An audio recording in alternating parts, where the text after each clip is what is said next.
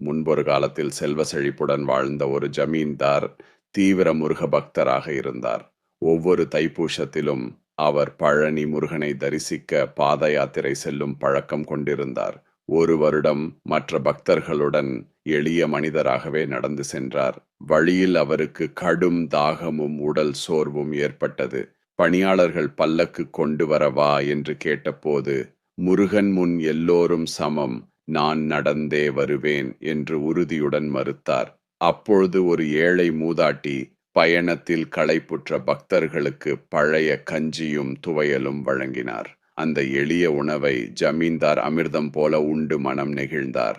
அன்றே அவர் உணர்ந்தார், பணமும் அதிகாரமும் அல்ல, பசியார ஒருவேளை உணவு கொடுப்பதே உயர்ந்த தர்மம் என்று.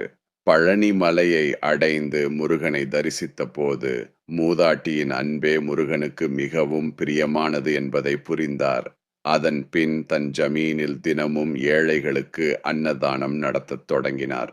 நாமும் தர்மமும் கருணையும் கடைபிடிப்போம். அரோகரா. கதை பிடித்திருந்தால் லைக், ஷேர், சப்ஸ்கிரைப் செய்யவும்.